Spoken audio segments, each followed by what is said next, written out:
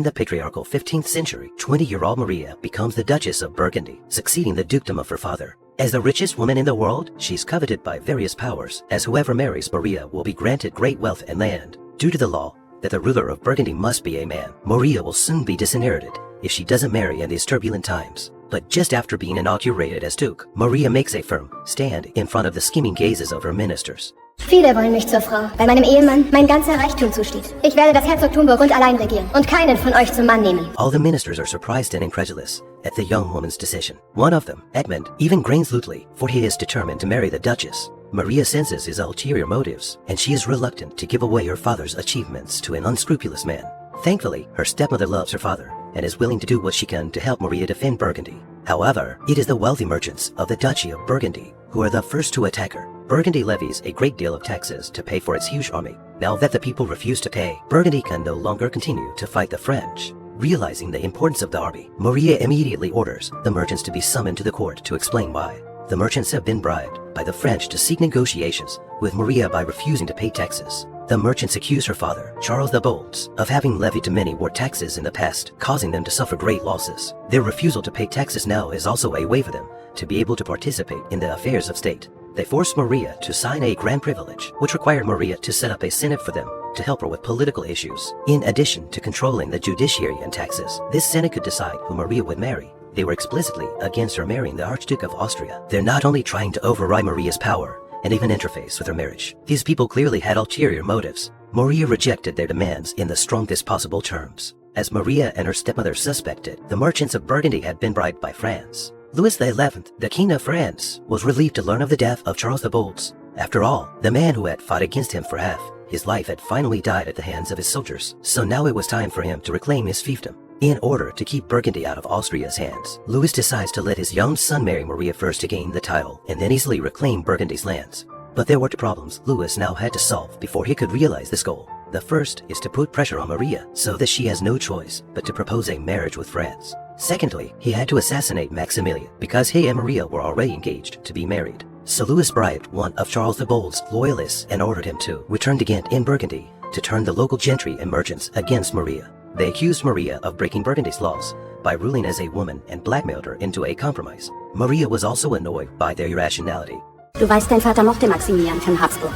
Jeder, der ihn kennt, mag ihn. Ich höre nur Gutes. Her stepmother offered to continue to let Maria follow her father's instructions and marry Maximilian. But Maria was terrified of this Austria. She'd been raised with the stereotype that Austrians didn't bathe and even ate raw meat at court. Poverty, rudeness, and stink were synonymous with the Austrian people. So even though Maximilian's blood was pure, Maria didn't want to marry a stinking barbarian. She has a violent argument with her stepmother, but now all that's left for her to marry is the Austrian or the little French boy, who's only a few years old. Meanwhile, the barbarian, whom Maria dislikes, doesn't want to marry her. Maximilian had a lover, a lady-in-waiting serving at the Austrian court. He spent countless warm nights with this woman, but Maximilian's father, in order to gain Maria's wealth and position, had instructed him not to leave the castle and to live to marry the Duchess of Burgundy.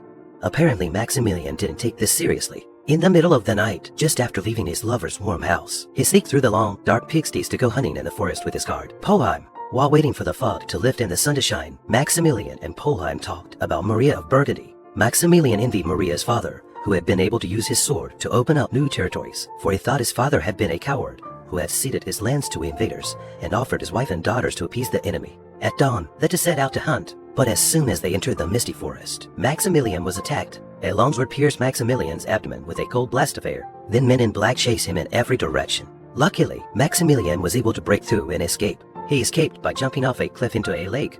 When Frederick III found out what had happened to his son, he was furious that he'd gone rogue. Not only did he publicly rebuke Maximilian for his treachery, but he banished the servants who had released him from the palace. As he watched the servant being shackled and banished, Maximilian for the first time felt a desire for power and position. When his father spoke again of Maria of Burgundy and his desire for wealth through marriage, Maximilian resisted because he didn't want to be a coward like his father. Hiding behind women, he wanted to take the initiative and go to France to fight a tough enemy. Then his father's slap in the face soon brought him to his senses. Austria couldn't raise an army without money, and with the Hungarian invasion, Austria was already struggling. In exchange for temporary peace, Frederick III decided to betroth his 12-year-old daughter to the 40-year-old King of Hungary. Frederick III even prepared a jousting tournament to please the tough old man.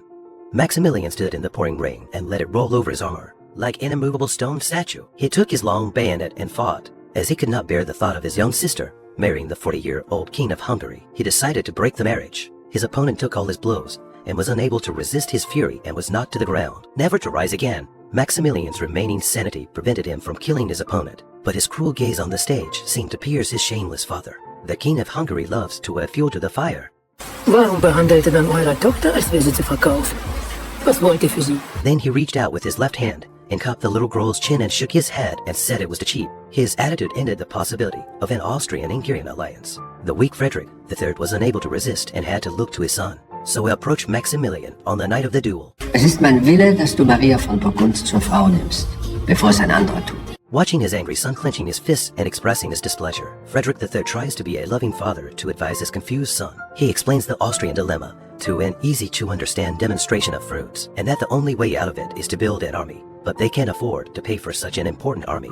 Maximilian despised his father's cowardice, but grew to understand his difficulties, so he didn't resist marrying the Duchess of Burgundy as much as he had before. Frederick III took advantage of the situation and sent an envoy to Burgundy to propose marriage to Maria. Fugger was a wealthy merchant and was very good at negotiating to the point. He was confident that if Maria married Maximilian of Austria, Burgundy would have a duke to keep order. Maximilian could help them repel the French attack and restore order to life in Burgundy as well. A man like that is so attractive. Maximilian's marriage to the Duchess of Burgundy was contingent on Burgundy paying a large sum of money to Austria to raise an army. To put it plainly, she married herself at her own expense. Maria, of course, was reluctant to agree to these conditions. She thought Maximilian was being sold like a commodity. While the two of them were arguing, the guards of the Burgundian palace were bribed. Edmund and the rebel merchants led an army into Maria's council chamber. They accused Maria of trading with Austrian ambassadors behind her subjects' backs. Ich bin deine Herzogin. Ich kann tun, was mir beliebt. Ich fordere euch noch einmal dazu auf, uns das große Privileg zu gewähren. When Maria does not cooperate with them, Edmund imprisons her in the palace. Maria was not allowed to leave the palace without permission. Her stepmother could see her anxiety. When the rebels had left the palace, she reminded Maria that she must never give in to these men.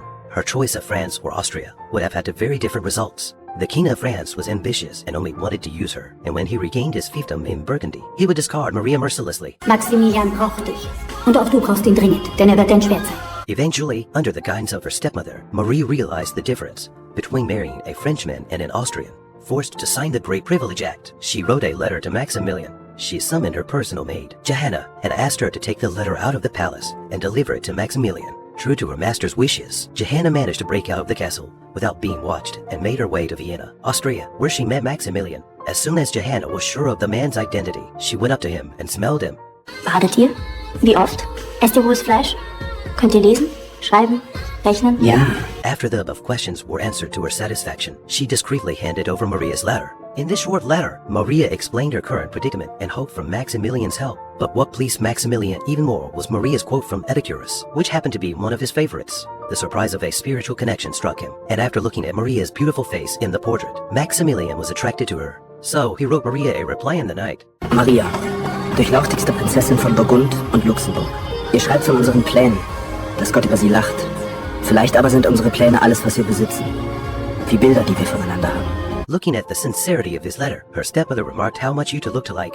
Her maid whispered in her ear down scenes of times that Maximilian was very handsome. All of this calmed Maria, who was unhappy about being forced to marry a man she had never seen before, and she began to expect more from him. Maria also began to look forward to her meeting with Archduke Maximilian of Austria. While sleeping, the Duchess of Burgundy is suddenly aware of a large hand groping her shoulder. Her minister, who has long coveted her body, breaks into her bedchamber and tries to rape her. Meanwhile, her fiancé is in the room of his first crush, bidding farewell to the woman with tearful eyes. Although Maximilian is in love with her, he is forced to abandon his first crush in Austria for the sake of his future. So he asks Rosina to become his mistress and accompany him to Burgundy. But Rosina thinks that only the French look for mistresses. She understands that Maximilian has great ambition and does not want to be the object of his sexual desire. With a bitter kiss, Rosina brings her affair with him to an end. Actually, his journey to Burgundy for the marriage is full of crises. Maximilian even writes a last will before leaving and divides what little he has. He gives his most valuable accessories and a long tapestry to his trusted chamberlain, Polheim.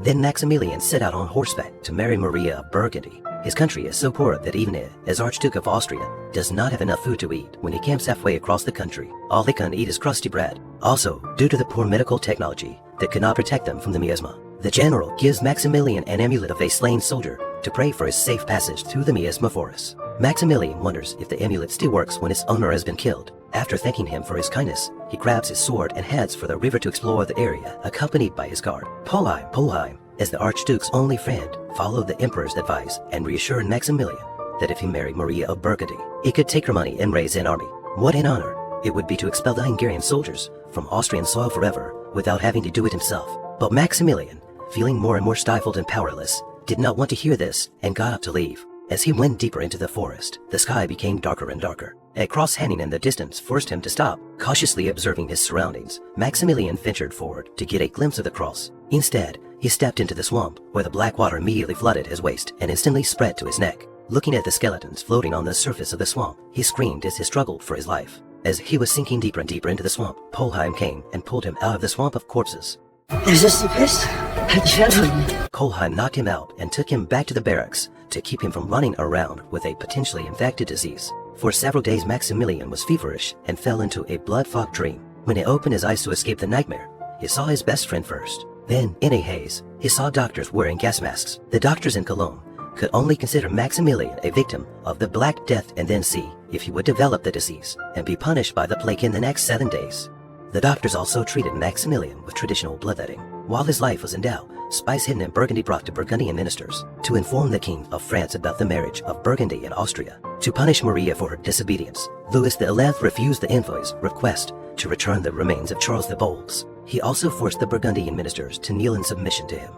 The Dauphin of France said he could return the helmet to Maria, but only if she married him. Otherwise, France would send armies to invade Burgundy and take back their inherited territories. The king saw his son's way of doing things and praised him. He arrogantly added other conditions and threw Maria's ministers out. In order to ensure that the plundering plan would not go wrong, Louis XI instructed his lackeys to take out the crystal all drenched in poison and hand it over to his spies in Austria. He wanted to use this weapon to kill Maximilian in secret and cut off Maria's entire retreat. At the same time, he sent a light cavalry to pillage the towns on the border between France and Burgundy. Thousands of refugees were displaced, and he was able to use public opinion to put pressure on Maria. When Maria learned the news, she saw the refugees flocking to the castle. Maria felt sorry for the people and ordered to release the treasury to give them supplies so that they wouldn't starve to death. But the real crisis awaited her in the middle of the night. A man's hand was groping Maria as she fell into a deep sleep. Egmont, who had been refused several times, became enraged and tried to rape her. No matter how hard she struggled, Egmont's advances intensified. Helpless, Maria could only think of ways to save herself. She grabbed the vase at the foot of the bed and smashed his head, then took out the dagger from under the pillow and stabbed him in the neck. Egmont collapsed on top of her in a gush of blood. The overwhelmed Duchess Maria, shivering in her bloody nightgown, came to the chambermaid's room and begged her to go and bring her stepmother quietly to her room. Maria's stepmother, a woman of great experience, saw the bloodshed and began to clean up the mess without saying a word. She took a blanket and wrapped it around the body and called for Maria to help carry it away. Maria, despite being a duchess, was still a young girl and didn't dare to abuse other people's lives, so she wanted to tell the truth. Ist der Erste, den du getötet hast. Und bestimmt nicht der Letzte. Gewöhn dich daran, wenn du herrschen willst. She was right. After all, being in charge of a kingdom means doing things you don't want to do because you can't be in charge of it. Finally, with the cooperation of the 3 women, Egmont's body is thrown into the moat. At the end of the night, Maria was struck by a new blow. 2 of her ministers, who had just returned from a mission to France, were accused by the merchants' representatives of collaborating with France and arrested for treason. In order to force Maria to give in, they even tortured the old minister in public. 2 of Maria's supporters were severely beaten with broken legs and sentenced to death. Halt! Ich werde tun, was der große Rat fordert. Ich heirate den Dauphin. But her concessions were only met with an increase in their power. They killed 2 of her ministers. Maria of Burgundy was resigned to her fate after such a shock. Not wanting more people to die because of her, she wrote a letter to Maximilian to cancel their marriage, stating that she wanted to marry Dauphin of France. Maximilian fell into a swamp of corpses on his way to Burgundy to marry the richest duchess in the land. After surviving the Black Death through bloodletting, he receives a letter from the Duchess of Burgundy withdrawing her hand in marriage. This provoked him to rise from his bed. Despite his discomfort, he immediately washed his face and put on his best clothes to go to Burgundy to get married. Verweigerte die Ausreise. Die Kölner haben unsere Männer verpflegt und beherbergt. It never rains, but it pours. The soldiers had been drinking and whoring without paying for it while he was recuperating, so they angered the local officials in Cologne. Maximilian was so angry at this that he even left, so he had to suspend his marriage to negotiate with the Cologne officials. He even invoked his position as Archduke of Austria to force them to let him go. But the Cologne officials simply ignored him. The only condition for his release was to pay off the large sum of money his men owed him. They also produced a thick list of bills Maximilian's men had paid on credit. Wenn die bezahlt sind, könnt ihr hingehen. Wer so arm ist, muss eben reich heiraten. Faced with the relentless mockery of the officials, Maximilian tried to rebuff them. But the lack of money was a real problem for the hero. Poor as he was, he couldn't pay them back. He even thought of violently crushing them. But it was clear that they had more money and more force. Maximilian had to find another way, because he couldn't give up his marriage to Maria of Burgundy anyway. After some calm thinking and analysis, Maximilian made a big decision. Du wirst ja irren. Ich bin oft dumm und misstrauisch. Zu Unrecht. Aber in diesem Fall weiß ich, was ich tun. Having made up his mind, he stopped looking at Polheim's reaction and immediately rushed to Maria's maid's side. Ignoring the embarrassment of her being in the bath, he announced what he was going to do next. This action confused Johanna in the tub. By the time she realized what was happening, her naked body was in full view of the men. Then Johanna and Polheim rode gallantly, day and night, towards Burgundy to make sure they arrived before Maria left for France. After a few more days of non-stop running, they finally arrived at the castle before Maria left Burgundy. Maria was surprised when she took the letter they handed her and read it. Maximilian wrote that he was stuck in Cologne and could not leave, but he sent his own trusted man, Polheim. He will be the spark that holds Maximilian and Maria's hopes, and will help them both to break free of their chains. Maria knew of Maximilian's plight, but it was too late, for she was about to leave for France. Kann der Dauphin eine Frau heiraten, die schon einen Gatten hat? Maximilian von Österreich hat verfügt, dass der Bund der Ehe zwischen euch und ihm noch heute geschlossen wird. Maria had no idea what Polheim was talking about. Wasn't her Prince Charming being held hostage in Cologne? How could he marry her today in Burgundy? Polheim didn't keep up the charade, but confessed his master's true intentions. He will marry Maria today as the groom's proxy. But fearing that Maria would not agree to this absurdity, he made the bold promise that Maximilian's army would also guard her. This puzzled Maria and her stepmother. After all, the Holy Roman Emperor was so poor, how could he have the money to pay the Austrian Archduke? Mit eurem Geld. Braucht 100.000 Gulden, seine Schulden zu begleichen und euch zu retten. It sounds ridiculous, but for rich Maria to pay that kind of money to buy hope is nothing to sneeze at. But for Maria, a rich woman, paying this money for hope was nothing. She happily agreed with Maximilian.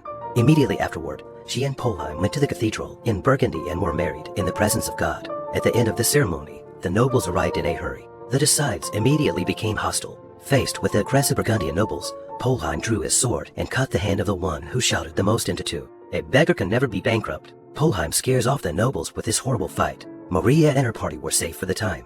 Bean and Polheim rushed back to Cologne with the ransom money. Far away in France, King Louis did not know that the woman had tried so hard to get had already broken free from his control. And because he was always scheming for others, Louis XI suffered another stroke and fell to the ground while praying for his dead son. Although Louis was saved by the efforts of the doctors, he feared that he would die suddenly, and his young son would not be able to bear the burden of the country. So he began to train Dauphin of France more urgently. He was afraid that Dauphin was too young to control Maria, so he found a woman to teach him about sex. But the most surprising thing is that the boy was scared to pee when he saw a naked woman for the first time. While Louis was trying to build up his strength, Maximilian finally arrived in Burgundy. Maria rode in on horseback to fetch her husband, whom she had never met. It was the first time the bride and groom had met face to face on the long and winning road to marriage. Ich grüße euch, mein Gemahl. This seemingly powerful woman's and weak man's marriage appears to be much sweeter than I first imagined. The two of them walking side by side on horseback, blazing a trail to a bright future.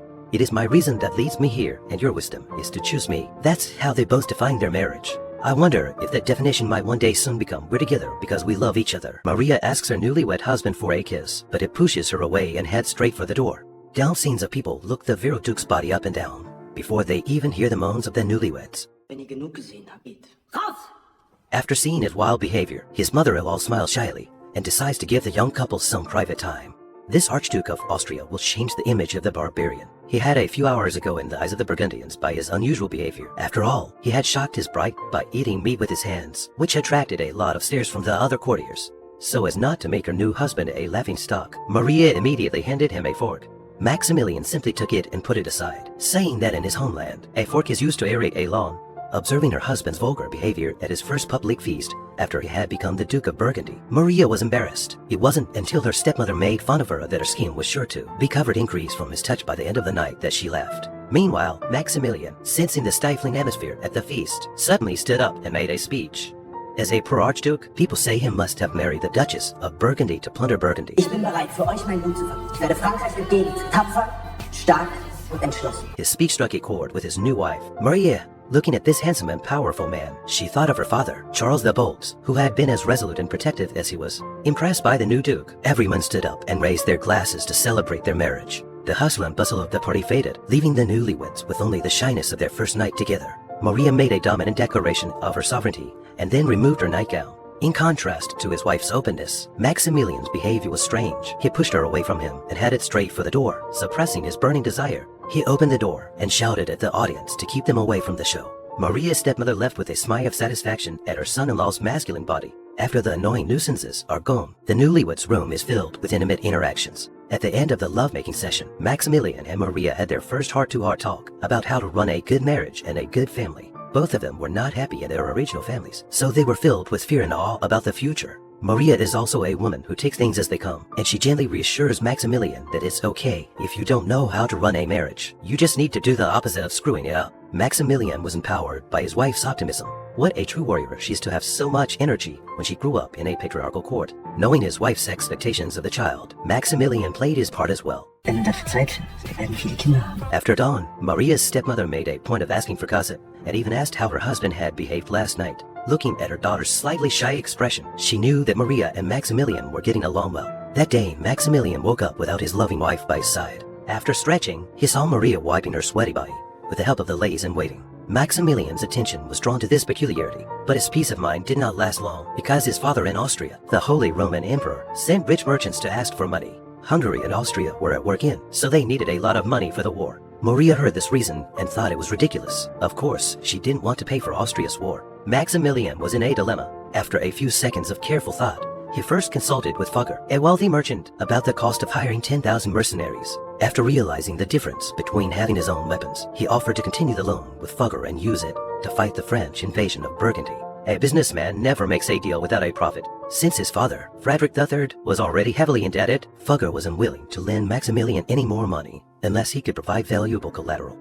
Maximilian had no initiative but to mortgage all the silver mines in Austria to Fugger for a loan to hire soldiers. This made Maximilian realize that he had to take the initiative in order not to be in the same situation again. So he immediately stormed the rebel nobles' meeting place with his guards and stopped the Bill of Privileges they had forced Maria to pass. The self-proclaimed auxiliary ministers were furious and wanted to provoke and overthrow him, but they lost their will and fell silent when they saw the crystal cone that Maximilian took out for them to assassinate him. January Copenhagen, the leader of the rebels, was arrested and imprisoned for treason. The rest of the men tremble in fear and kneel down to kiss the back of the Duke's hand and surrender. Maximilian seized the opportunity to propose the only way to clear their names. He's going to equip 15,000 soldiers. Weapons and armor will be made in Burgundy, but he would only pay for 10,000 of them because they would pay for the rest. A wise man always knows when and how to move with the times. These merchants had no reason to object. After solving the problem of the army, Maximilian went to the place where the mercenaries were gathered in order to make things right. He bought 100 mercenaries at great expense and sent them back to Austria to defend against the Hungarian invasion. Söldner und Bauern also,